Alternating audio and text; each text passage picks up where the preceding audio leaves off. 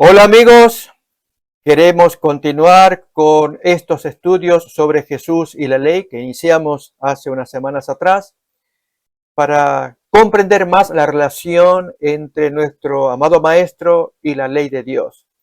Para ello, propongo que estudiemos la carta a los Romanos. Ya tuvimos una introducción del capítulo 1, estudiamos parte de ello, y hoy quisiéramos adentrarnos en el capítulo 2.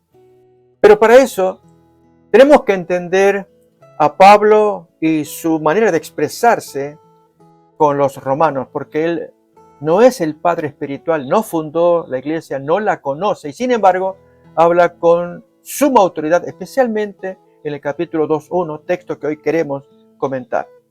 Para ello, quiero invitarles a que miremos en Romanos capítulo 15, desde el versículo 17 en adelante, la obra misionera del apóstol Pablo, yendo por aquí y por allá, llega hasta una zona que él llama Ilírico.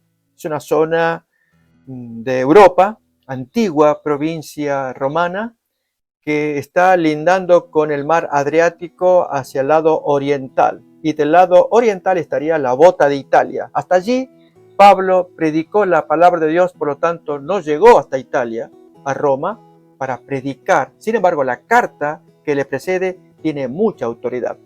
Abramos pues entonces Romanos capítulo 15, versículo 17 en adelante, para escuchar al apóstol Pablo. Tengo pues de qué gloriarme en Cristo Jesús en lo que a Dios se refiere. Porque no osaría hablar sino de lo que Cristo ha hecho por medio de mí para la obediencia de los gentiles con la palabra y con las obras, con potencia de señales y prodigios en el poder del Espíritu de Dios, de manera que desde Jerusalén y por los alrededores hasta Ilírico, yo dije, este es un lugar que no llega hasta Italia. Todo lo he llenado del Evangelio de Cristo. Sigue diciendo más todavía. Y de esta manera me esforcé a predicar el Evangelio no donde Cristo ya hubiese sido nombrado, para no edificar sobre fundamento ajeno. Así que la iglesia de Roma ya había sido fundada cuando Pablo escribe la carta y la escribe con autoridad.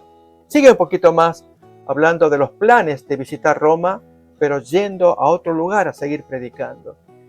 Sino, como está escrito, aquellos a quienes nunca les fue anunciado acerca de él verán, y los que nunca han oído de él entenderán. Por esta causa me he visto impedido muchas veces de ir a vosotros. Pero ahora, no teniendo más campo en estas regiones y deseando desde hace muchos años ir a visitaros, ir a veros. Cuando vaya a España, iré a vosotros. Notamos. Queridos amigos, el apóstol Pablo tiene un mensaje poderoso hablando de Cristo que dirige en una carta a una comunidad que él no la conoce todavía, pero habla con autoridad. Déjenme sacar la primera lección. Hoy estamos necesitando sermones del mismo calibre. ¿A qué me refiero? Cuando algún predicador llega a una congregación que quizás no la conoce, él pisa con pies delicados, no puede hablar severamente para no chocar, ustedes me entienden. Y por lo tanto, utiliza un mensaje, ilustraciones, un lenguaje quizás agradable, y la gente puede retirarse conforme. La pregunta es, ¿esto es lo que Dios quiere de nosotros? Yo invito a que aprendamos esta primera lección, y esto que no hemos leído todavía, el capítulo 2.1, que es nuestro texto primero, muy fuerte, para que los predicadores aprendamos esta lección. Dios quiere que hablemos la palabra de Dios, y especialmente en aquellas cosas que son delicadas, como miraremos en el capítulo 2, que es consecuencia de un mensaje duro dado en el capítulo 1. En primer término, ¿quiénes componen la iglesia de Roma? Básicamente van a ser gentiles, pero fue fundada por hermanos judíos. Acordémonos cuando el apóstol, o en aquel tiempo perseguidor, Saulo de Tarso, luego convertido en apóstol, inició la persecución de cristianos a quienes expulsó de Jerusalén, según nos cuenta Hechos 8, 1, 4, 5 en adelante, donde se nos habla como Saulo de Tarso, el gran dirigente joven del farisaísmo, decidió cortar de raíz, diríamos hoy, esta, para él, herejía, como era la doctrina de Cristo, de que ya hubiera llegado Cristo en la persona de alguien que fue ajusticiado por el Imperio Romano. Saulo de Tarso inicia la persecución, provoca que los hermanos salgan por diferentes lugares a llevar el mensaje. Así aparecen cristianos de origen judío, como podemos mirar en capítulo 11, 19 y 20, cristianos judíos que predican en diferentes partes, judío a judío, pero luego valientes judíos predican a gente no judía. Miremos el texto de Hechos 11, 19 y 20 para tenerlo en mente, porque este tipo de gente es el que fue a Roma a levantar la iglesia nada menos que en la capital del mundo.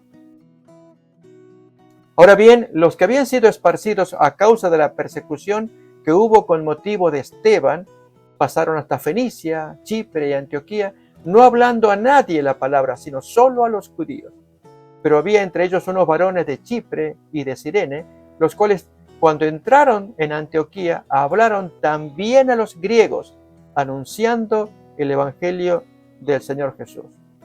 Así tuvo que haber pasado, estamos hablando del año 34 de la era cristiana, que es el año que se calcula fue el martirio de Esteban y la consecuente expulsión de cristianos en Jerusalén. Bien, cristianos judíos, de origen judío, que van por diferentes partes y habrán llegado algunos a Roma. No sabemos quiénes. Hay quienes suponen que pudo haber sido el apóstol Pedro, predicador y fundador de la iglesia. Pero la mayoría de los estudiosos, los eruditos que tratan de la carta a los romanos, no lo creen porque Pablo no incluye saludos en el capítulo 16. Allí él menciona a ciertos judíos que le precedieron. Algunos tienen algún parentesco, hasta con él, parientes, le va a llamar en el capítulo 16, que le precedieron en el conocimiento del Evangelio y están habitando en Roma. Quizás vamos a repasarlo. Miremos el capítulo 16 de Romanos, versículo 7 en adelante, para tener un panorama, 6 podemos leerlo, tener un panorama de aquellos a quienes Pablo les envía saludos. Saludad a María, la cual ha trabajado mucho entre vosotros. Saludad a Andrónico y a Junias, mis parientes y mis compañeros de prisiones, los cuales son muy estimados entre los apóstoles y que también fueron antes de mí en Cristo. Si el apóstol Pablo se bautizó poco después de su conversión en su camino a Damasco, nos acordamos la historia, ¿verdad? En ese fuego, celo satánico que él llevaba de destruir a los cristianos. Y allí, yendo a Damasco, viene su conversión y bautismo. Así que podría ser entre el año 34 al 36, 37 aproximadamente.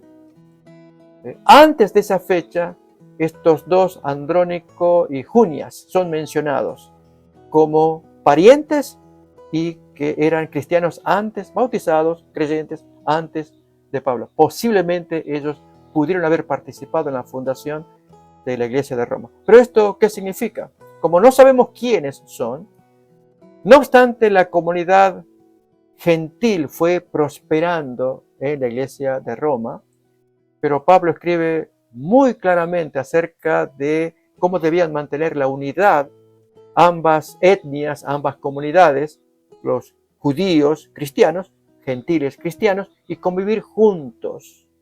Un consejo que el apóstol va a dar en el capítulo 11, que estudiaremos oportunamente, y que en el siguiente siglo la mayoría gentil, los dirigentes gentiles, no le prestaron atención y esto ocasionó un grave daño a la iglesia de Roma, que con el tiempo se fue descomponiendo.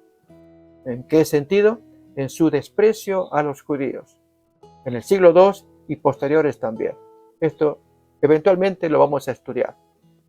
Ahora, pensemos que el apóstol, al dar su mensaje, quiere dirigirse a ambos y quiere exaltar a Cristo. Repasemos una breve porción del capítulo 1 de Romanos y ver cómo él se expresa hacia los judíos y gentiles. Y él dice primeramente los judíos, independientemente de quienes conforman la comunidad de la iglesia de Roma. Él tiene palabras amables para ellos, pero también severas. Como buen predicador que tiene que exaltar a Cristo, tiene que exaltar la ley. Aunque algunos dicen, bueno, no se nota que exalte la ley, sino que más bien él la va a criticar. Buen punto, porque es un asunto muy importante que el apóstol Pablo va a tomar para enseñar cómo el Señor Jesús encara la ley, su ley. Pero leamos los textos, Romanos capítulo 1, versículo 15 en adelante, para ir mirando esta situación. Así que, en cuanto a mí, pronto estoy a anunciaros el Evangelio también a vosotros que estáis en Roma. No a predicarles o fundar la iglesia, no, es compartir los dones. Pablo tiene dones, conocimiento, doctrina, y realmente la carta a los romanos quizás sea una de las más importantes del Nuevo Testamento, porque se presenta a Jesús de un modo tan notable que brilla por excelencia por encima del resto de cartas y aún de literatura del Nuevo Testamento. Por supuesto, hay otros textos que pueden competir si queremos hablar de brillantez, como Apocalipsis o aún Hebreos también, pero concentrémonos en Romanos. Bien, Pablo quiere llegarse a ellos para llevar luz, doctrina, que Dios cada vez le está derramando más y más a él, y él se siente deudor, desea enseñar a quienes le quieren escuchar. Sigue más el texto, porque yo no me avergüenzo del Evangelio, porque es poder de Dios para salvación a todo aquel que cree. Miremos esta expresión, al judío primeramente y también al griego. ¿Por qué habla así, de esta manera, primeramente? Porque los judíos habían recibido primeros la revelación de Dios, la palabra de Dios, que debían comunicarla al mundo. Pero ellos no cumplieron con esa faena, ellos se encerraron en sí mismos y privaron de luz y del privilegio que la gente pudiera conocer acerca del amor y la salvación de Dios al vivir encerrados en su propia antorcha que ellos se crearon, especialmente antorcha humana, como ocurre con la interpretación judía que hicieron de la ley. Nos estamos refiriendo a la tradición de los ancianos, que con el tiempo va a conformar la Mishnah y que luego producirá el Talmud, que es la unión de la interpretación judía de la Biblia y los comentarios de los sabios. Ambos van a formar lo que hoy es literatura sustancial en el judaísmo, el Talmud. Así que ellos, los judíos, habían sido grandemente privilegiados en recibir la luz. Primeramente ellos, y luego los gentiles. Pero a la inversa también. Cuando hay que hablar de castigos, va a ser primeramente aquellos que recibieron luz.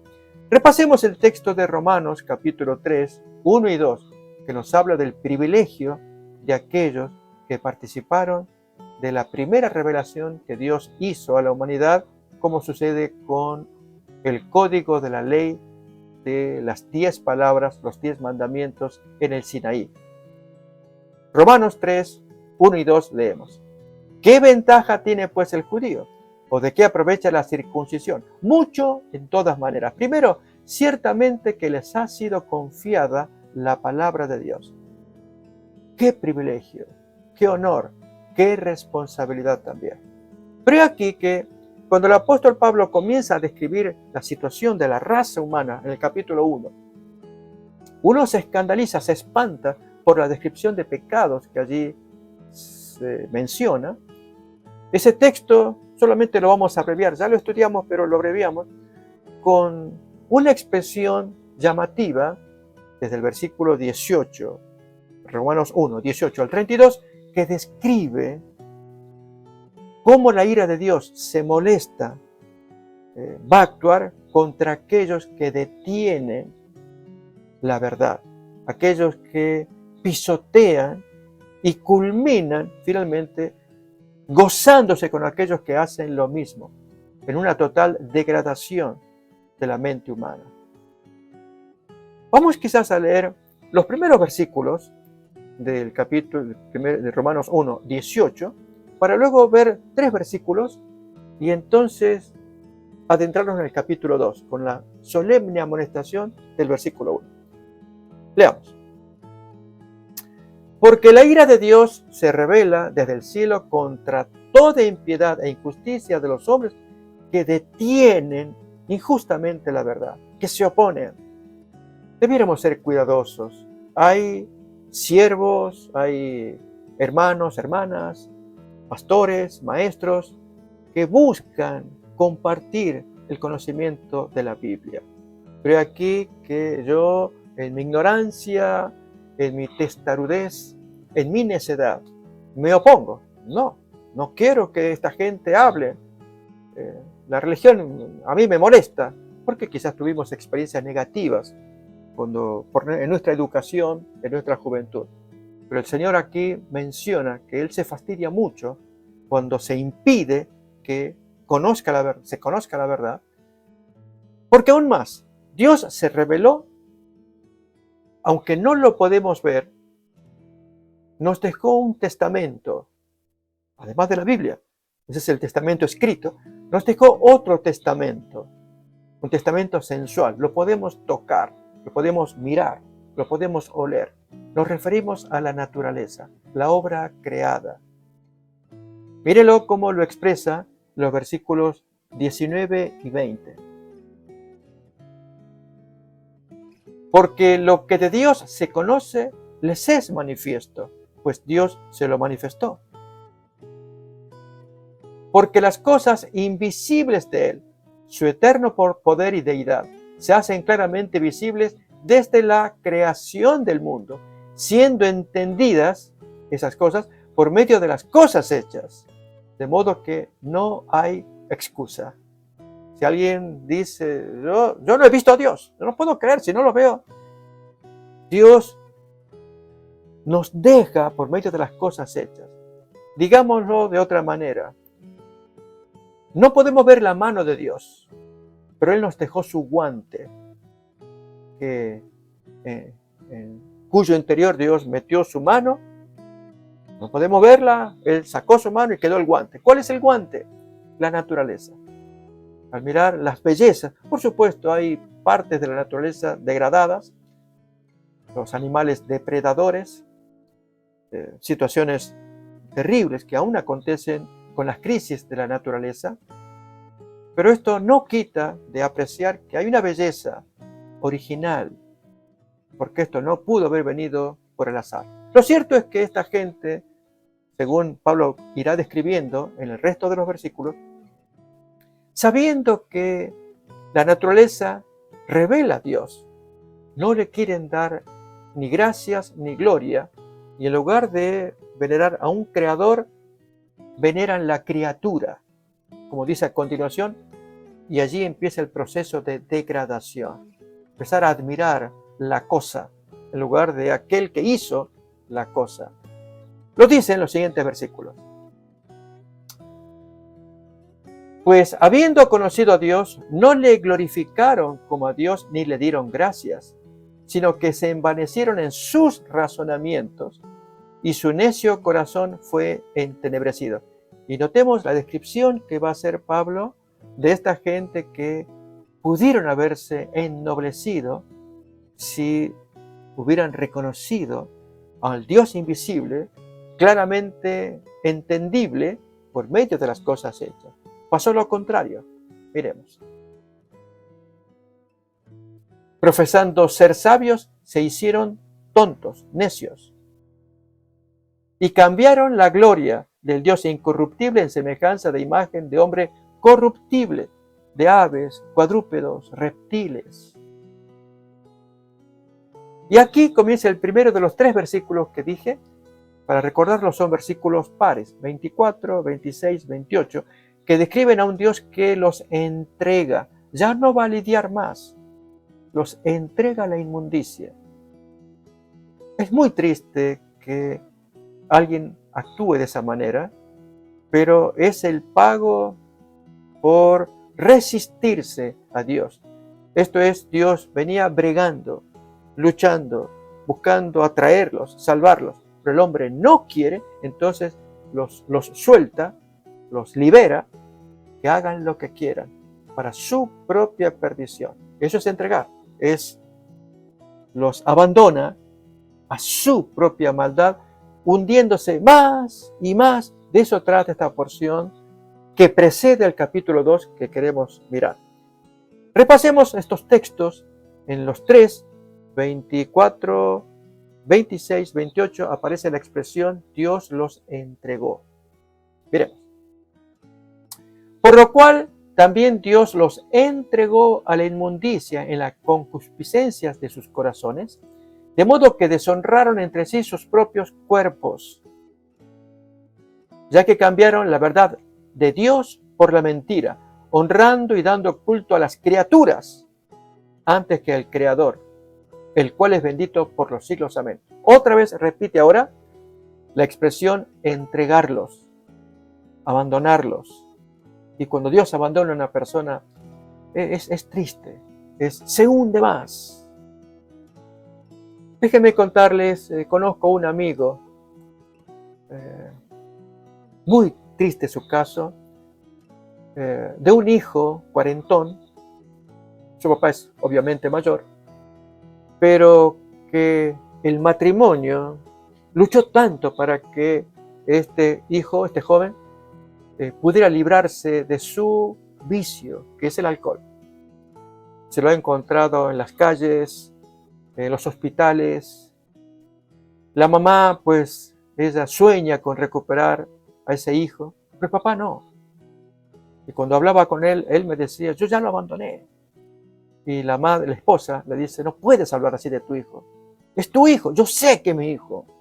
Pero cada vez que le damos dinero, él nos promete que va a ir a un centro de rehabilitación. Luego vuelve a las andadas, busca amigotes, gasta la plata, se envicia más. Yo ya renuncio. No hables así. Entonces imagínense, un caso que me tocó de cerca. Aprecio mucho a estos amigos, pero cómo ellos miran a alguien que ya está absolutamente perdido. Un milagro de Dios, lógicamente, puede salvar. Pero ¿qué pasa? Que si este padre ya lo abandonó a su miseria, bien, este es el caso de Dios. Cuando uno entra en pecado, es muy grave. Por eso el capítulo 2 lo vamos a entender un poco mejor con este antecedente que le precede. Miremos. Por esto Dios los entregó a pasiones vergonzosas, pues aún sus mujeres cambiaron el uso natural por el que es contra naturaleza. Recuerden cómo arrancó. Niegan al Dios invisible, que se hace visible por medio de las cosas hechas, y honran la cosa en lugar del Creador y deshonran lo que es el templo de Dios, el cuerpo. Dios nos lo ha dado para que sea habitación del Espíritu Santo, habitación de Dios acá. De modo entonces que los pensamientos y las acciones, lo que hacemos con el cuerpo, refleja lo que Dios quiere ver en el hombre o en la mujer. Pero en lugar de ello, cuando nos separamos de Dios, Dios ya se aleja, porque el hombre no quiere entender nada de Dios. Esta gente, descrita por el apóstol Pablo, que deshonran sus cuerpos, uniéndose varón con varón, mujer con mujer. Dios los quiere salvar, pero ellos no quieren, les molesta. Entendemos a ese papá que dijo en esa plática con su esposa, yo lo abandono, renuncio a ese hijo. Y la mujer, lógicamente como buena madre, ella seguirá hasta el final buscando salvar a ese hijo. Bien, así pálidamente refleja este hecho del abandono de Dios. Los entregó. Recuerden, 3 veces aparece en Romanos 1, versículos 24, 26, 28, describiendo a un Dios que ya no lidiará más con aquel que no quiere escuchar a Dios y cada vez se hunde más. Y al final de este capítulo 1 aparece el corolario. A ver cuál es. Miremos. Por esto Dios los entregó a pasiones vergonzosas, pues aún sus mujeres cambiaron el uso natural por el que es contra naturaleza. Y de igual modo también los hombres, dejando el uso natural de la mujer, se encendieron en su lascivia unos con otros, cometiendo hechos vergonzosos hombres con hombres y recibiendo en sí mismos la retribución debida a su extravío. Falta el versículo 28, ahora lo vamos a mirar. Pero antes, amigos, permítanme hacer el comentario. El texto es muy claro acerca del rechazo de Dios a la práctica de la homosexualidad. Clarísimo está allí. Pero aquí que en los tiempos modernos, no solamente la sociedad ha cambiado, también algunos predicadores. Es muy triste que de parte de algunas iglesias aparezca el mensaje con eslogans como este: aquí ustedes son bienvenidos. Yo vi el caso de un matrimonio pastoral yendo por una plaza. Apareció en las noticias pidiendo perdón, pidiendo disculpas por haberlos discriminado. Dios nos llamó a este ministerio. No nos llamó a predicar la palabra de Dios, a señalar la voluntad de Dios. O yo voy a presentar mis sentimientos humanos, tan engañosos como es la naturaleza humana. Y como esta pareja en el parque con un eslogans, carteles, son bienvenidos en nuestra iglesia. Perdónennos la discriminación que se les ha hecho. No, amigos. Por supuesto que como creyentes amamos al ser humano en general. Pero también reprobamos el pecado cuando cabe hacerlo. El Señor hace clara diferencia entre el ser humano y su práctica, entre persona y obra. Como este papá, él ama a su hijo. Así me lo contaba, pero aborrece el alcoholismo que lo tiene tan amarrado, tan atado, y que lo lleva a la perdición. Nuestro Dios lo mismo. Esto para que nadie diga, ustedes discriminan. No, amamos al ser humano, hombre, mujer, pero exaltamos la voluntad de Dios, lo que Dios quiere para cada uno de ellos desde que Él nos creó la raza humana. Vamos a leer más todavía y el versículo 28. Miremos cómo Dios se va a expresar a esta gente que rechaza la amonestación del Señor. Y como ellos no aprobaron tener en cuenta a Dios, Dios los entregó otra vez, ese verbo, los entregó a una mente reprobada para hacer cosas que no convienen. Entregarlos es abandonarlos. Más todavía, estando atestados de toda injusticia, fornicación, perversidad, avaricia, maldad, llenos de envidia, homicidios, contiendas, engaños y malignidades, murmuradores, detractores, aborrecedores de Dios, injuriosos, soberbios, altivos, inventores de males, desobedientes a los padres, necios, desleales, sin afecto natural, implacables, sin misericordia. Y en este último texto aparece lo que dije, el corolario. Este es el colmo del colmo. Una cosa es cuando uno practica un pecado privado, pero cuando otros lo hacen y uno lo va a fomentar, entonces ya está fomentando una abierta rebelión.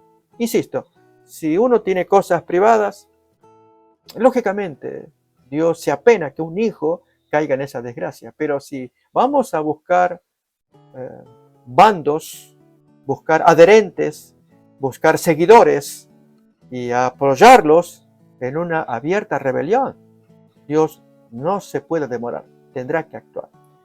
Miremos cómo termina el último versículo del capítulo 1, versículo 32. Quienes, habiendo entendido el juicio de Dios, que los que practican tales cosas son dignos de muerte, no solo las hacen, sino que también se complacen con aquellos que las practican. No solamente esto, amigos, déjeme ilustrarlo. No solamente se complacen, oyen que otros lo hacen. ¡Wow! No lo había visto así. Aprendí algo nuevo. O sea, una variante de ese pecado, de esa práctica, una variante. No, amigos, no podemos actuar de esa manera. Sin embargo, Dios se va a hacer sentir por medio de la revelación del Espíritu Santo. Y en este caso, la predicación del apóstol Pablo en su carta a los romanos.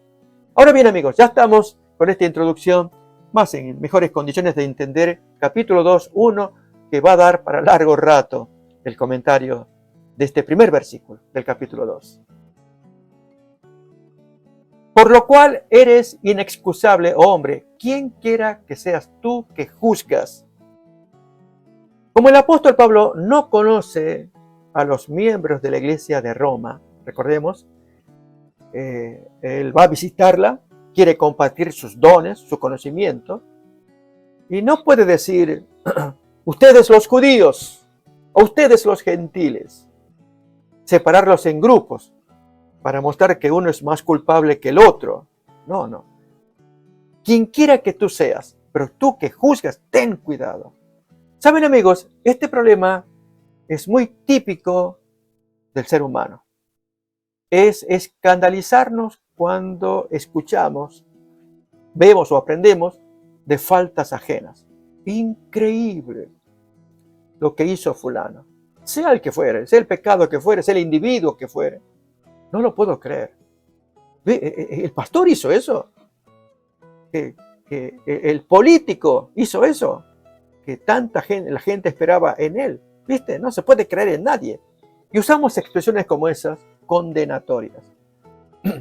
Lógicamente, amigos, hermanos, no podemos perder la capacidad de asombro. Dios quiere que seamos sensibles siempre, pero que seamos cuidadosos cuando expresamos nuestras opiniones.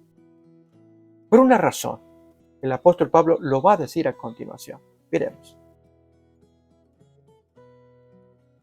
Por lo cual eres inexcusable, oh hombre, quien quiera que seas tú que juzgas, pues en lo que juzgas a otro, te condenas a ti mismo, porque tú que juzgas, haces lo mismo. Y dirigiendo el mensaje a una iglesia, van incluidas las dos principales comunidades de la iglesia de Roma, los gentiles, de origen gentil, y los judíos, que muy probablemente fueron los que iniciaron la fundación de esa iglesia. Si ellos vinieron desde Jerusalén, mayormente expulsados por Saulo de Tarso a muy poquito tiempo de la muerte de Cristo. Murió en el año 31, 34 es expulsado los cristianos, así que muy posiblemente... Y si no, acordémonos también otro detalle, cuando se mencionan los residentes prosélitos romanos en Hechos capítulo 2. Allí aparece esta mención muy interesante, que esta gente pudieron haber sido quienes no esperar hasta la persecución, sino cuando bajó el Espíritu Santo en Pentecostés, según Hechos 2, esta gente, ahí se mencionan 14 naciones, entre ellos romanos residentes y prosélitos, que recibieron, judíos, de origen judío, ellos reciben, y que algunos de ellos pudieron haber regresado a Roma con un tremendo y poderoso mensaje. Este es un detalle interesante para tomar en cuenta también. Pero vamos a concentrarnos aquí en lo que escuchamos de Romanos 2:1. El juicio a otros. Saben que este problema es viejo. El escandalizarnos cuando escuchamos faltas ajenas y las mismas faltas o muy parecidas que cometamos nosotros, a veces las disimulamos o las suavizamos, las minimizamos. Pero el otro que nos observa no hace así.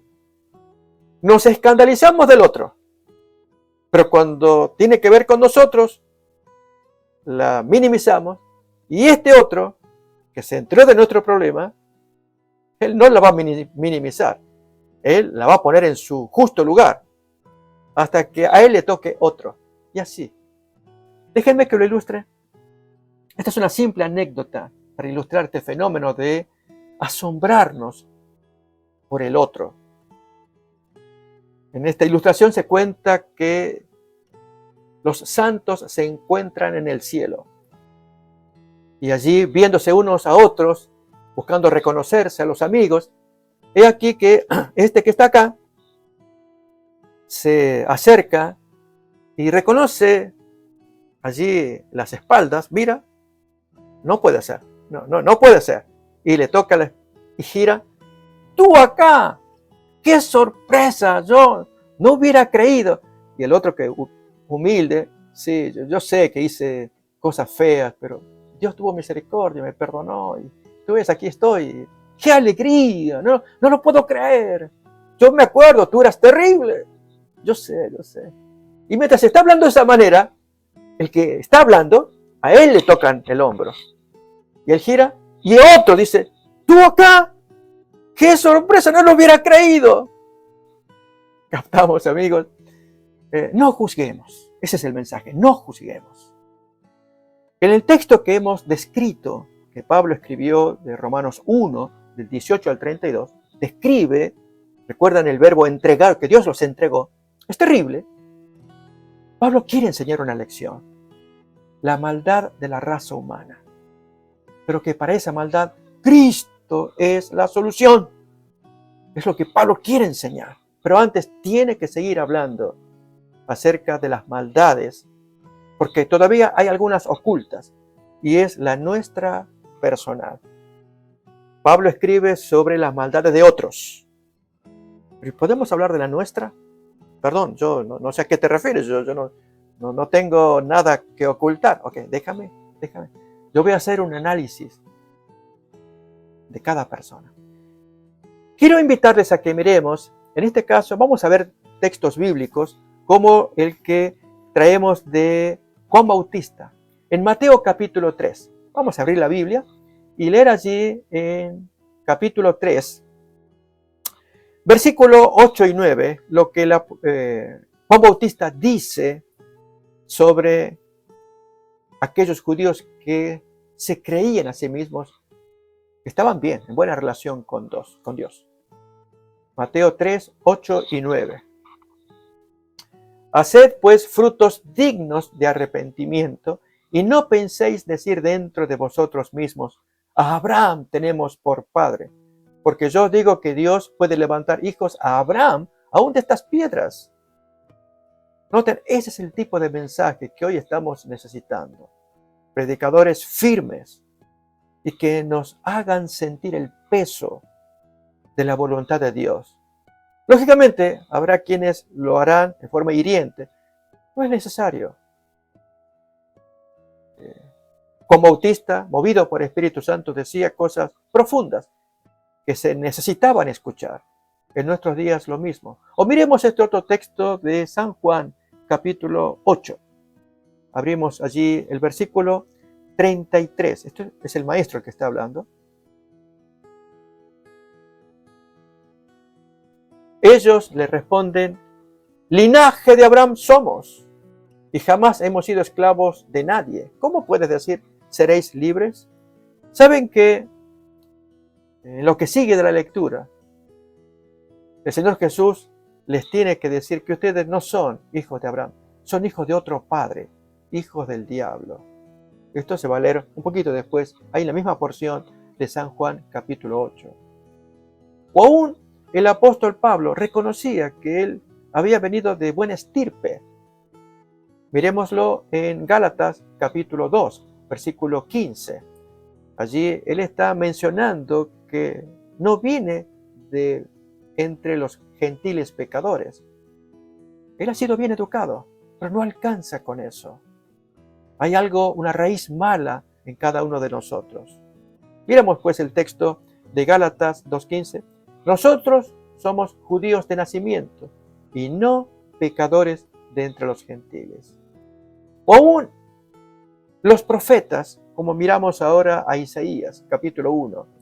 Esta es voz de Dios dirigida a la generación de Isaías, versículos 11 al 15, cómo el Señor describe a aquella gente que se acercaban a los servicios religiosos, pero su corazón estaba corrompido.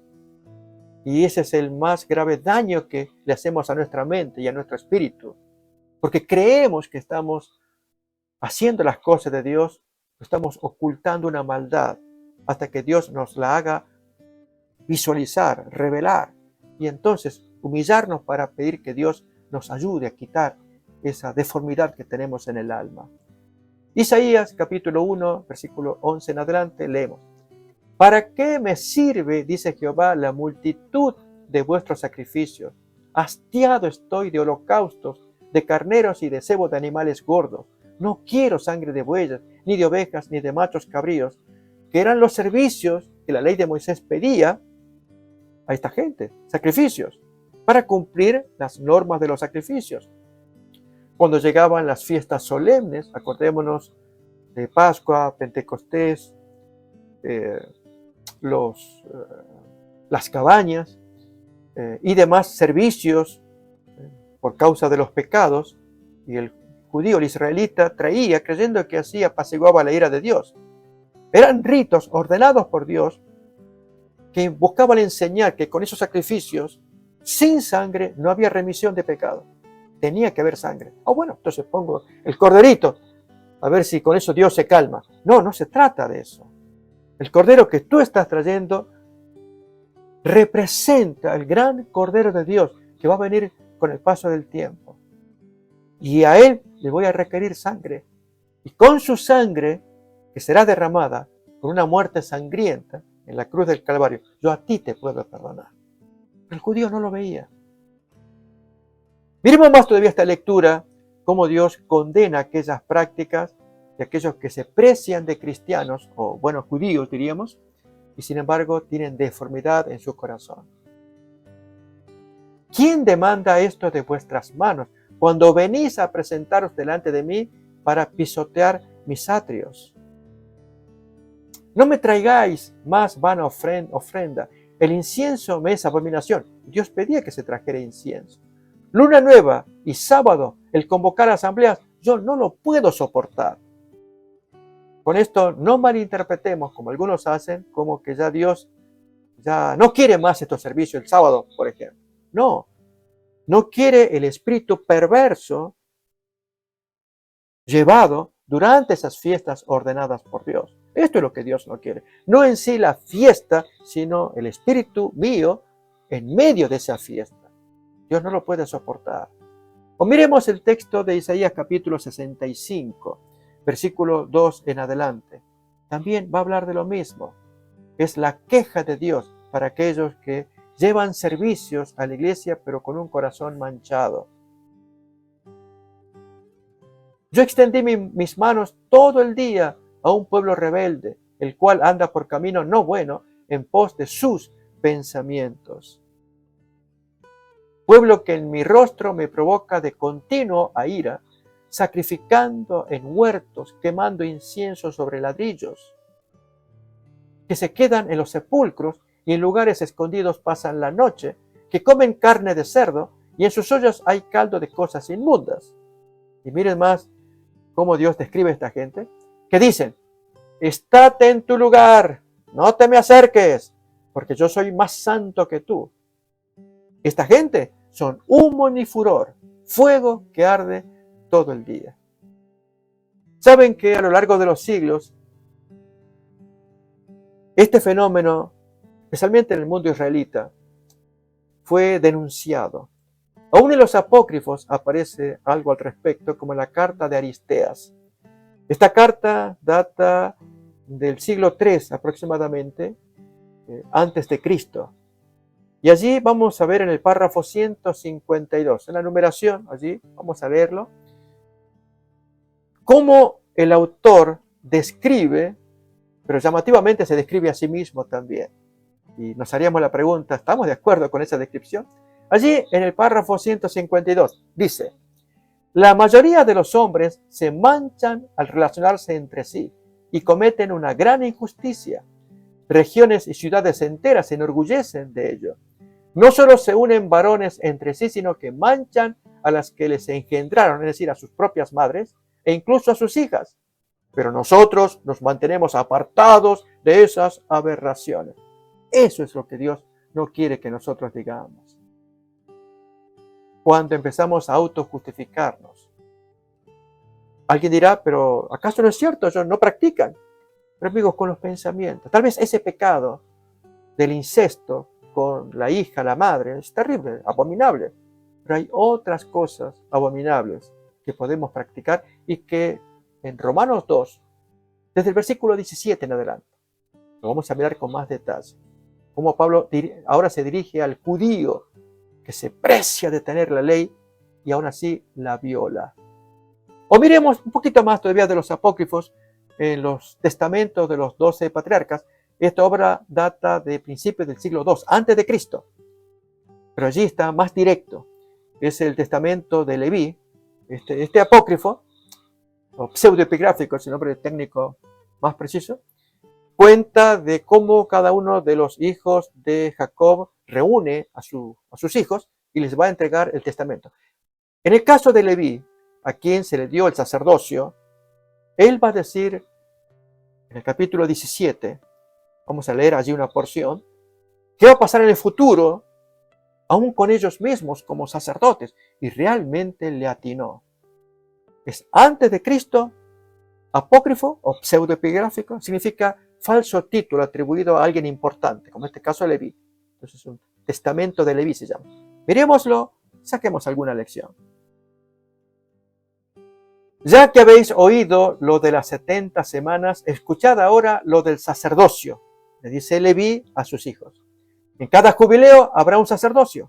En el primer ungido para el sacerdocio será grande y hablará con Dios como un padre, y su sacerdocio será perfecto con el Señor. Arrancamos bien, pero miremos el versículo 11 que está subrayado en amarillo. En el séptimo jubileo vendrán sacerdotes idólatras, pendencieros, codiciosos, soberbios, impíos, licenciosos, corrompedores de muchachos, pedófilos y de animales, zoofílicos, que practican la zoofilia o necrofilia. Terrible. Esto lo dice un israelita 2 siglos antes de Jesús, a forma de profecía. Un judío lee eso y se ofende. No, bueno, ya vamos a llegar a la palabra inspirada de Dios de Romanos 2:17 en adelante. Ya vamos a mirar. Leamos un ejemplo más de otro testamento pseudoepigráfico, esta vez de Neftalí. También Neftalí, él junta a sus hijos y les va a entregar allí un legado. Muy interesante, en el capítulo 4, el primer versículo, dice alguna frase también reveladora. Os digo esto, hijos míos, porque he leído en el sagrado libro de Enoc. Ahí otra vez aparecemos con otro libro apócrifo. Es gente que se movía en ese tiempo, desde Malaquías, año 400, hasta que aparecerá Juan Bautista, ¿sí? El gran predicador inspirado por Dios. Malaquías el último, este será el nuevo primero. En el medio aparece mucha literatura falsa. No obstante, hay quienes, como ocurre en la Iglesia Católica, les van a conceder un lugar llamado o nombrado como deuterocanónico. Es el caso de primero de Macabeos, segundo de Macabeos, Tobit, Judith, etc. En este caso, el testamento de Neftalí. Recuerden que hemos dicho que este testamento data aproximadamente el principio del segundo siglo. Miremos cómo avanza. Él leyó el libro apócrifo de Enoc. Curiosamente, en ese libro aparece un breve párrafo que Judas, de nuestro Nuevo Testamento, toma y lo pone inspirado por Dios. Así que, interesante, libros que hay, y esta porción sí es inspirada del libro de Enoc. Tal vez podemos aprender un poquito en Enoc, versículo 14-15. Vamos a leer esa porción de Judas, a ver si ustedes la recuerdan. Este es el libro de Enoc que Neftalí está citando. Lógicamente no es el verdadero Neftalí, es un escritor que usa ese nombre. Miremos entonces el texto del libro de Enoc. De estos también profetizó Enoc, séptimo de Adán, diciendo: he aquí, vino el Señor con sus santas decenas de millares para hacer juicio contra todos y dejar convictos a todos los impíos de todas sus obras impías que han hecho impíamente y de todas las cosas duras que los pecadores impíos han hablado contra él.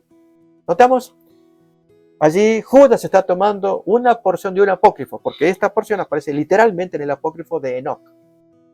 Pero Dios inspira a Judas, San Judas, para que saque esa porción y ponla allí para enseñarnos que Enoc fue un predicador. Ahora vamos al testamento de Neftalí. Él hace lo mismo.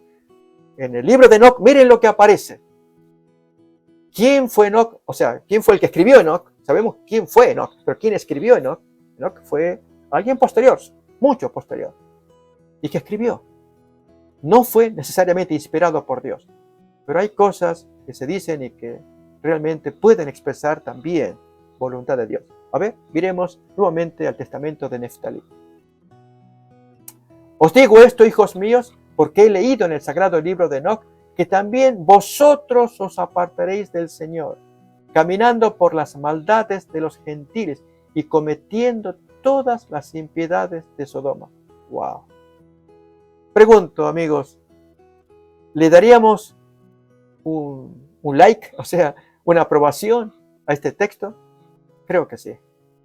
Cuando alguien está diciendo algo muy severo y solemne, vamos a descomponernos. La forma como se expresó. Amigos, hemos apenas comentado el primer versículo de Romanos capítulo 2. Vamos a avanzar un poquito más para sacar jugo el mensaje que Dios quiere darnos a cada uno de nosotros. Romanos 2, 2 en adelante.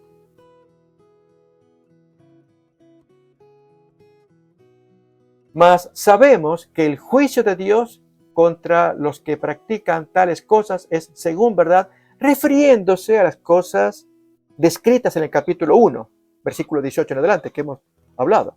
Toda suerte de pecado que practican y que Dios los entregó a la inmundicia. Nos acordamos, ¿no? Entonces, sabemos que el juicio de Dios va a obrar con esa gente, es lo que Pablo nos está diciendo. Nadie va a escapar a ese juicio. Pero dice más.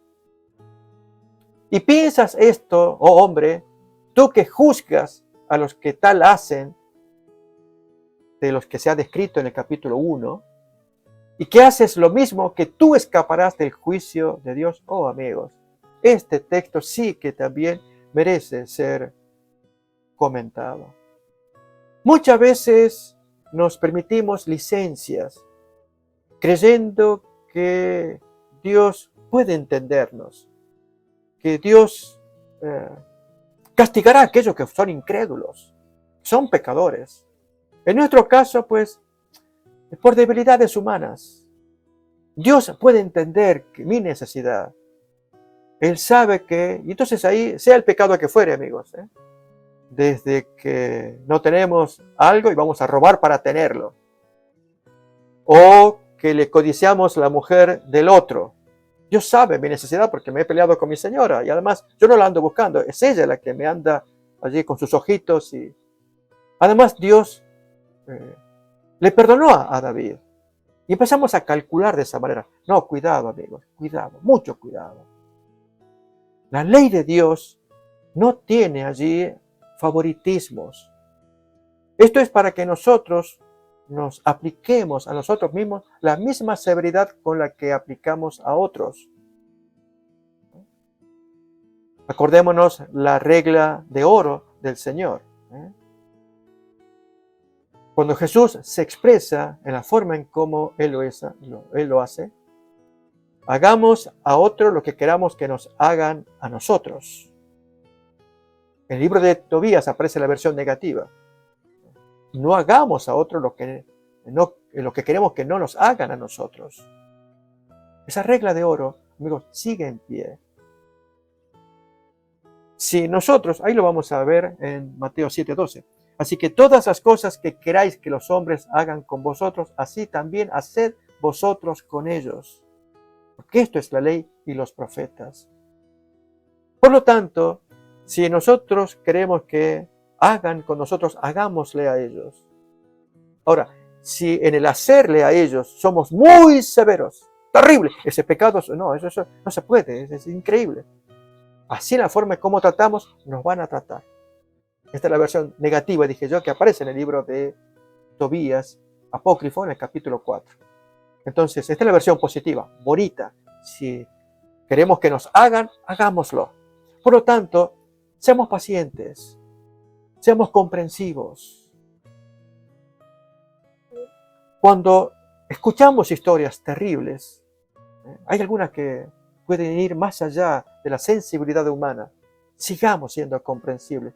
Dios no nos ha llamado a ser jueces, sino a ser rescatadores, a ser embajadores, a llevar una palabra de aliento a aquel que está caído, que está hundido incluso en su vil pecado. En lugar de señalarlo como una vergüenza para la humanidad, una vergüenza para el vecindario, para el honor de tu familia, lo que tú haces, sea el pecado que fuere, alcoholismo, adulterio, robos, etc. ¿No debiéramos nosotros sentirnos llamados a rescatar? Quiero concluir esta porción, amigos, con una expresión que el Señor Jesús la define cuando Él se explica a sí mismo en algo que le valió por poco pedradas. Yo y el Padre uno somos. Y los judíos se ofendieron y buscaban piedras para apedrearle. Jesús le dice, ¿por cuál buena obra ustedes me quieren apedrear? No, por ninguna buena obra, sino por tu ofensa, tu blasfemia, porque tú eres hombre y te haces Dios. ¿Y qué dice la Biblia de ustedes? Y citó el Salmo 82. Texto precioso para estudiar, no lo vamos a estudiar ahora, pero allí Dios llama a aquellos que le acompañan a Dios, a juzgar, les llama dioses, porque se le parecen a Dios. Salmo 82. Y Dios nos está llamando a cada uno que pasemos con Dios a juzgar, salvando, como cuenta el Salmo 82.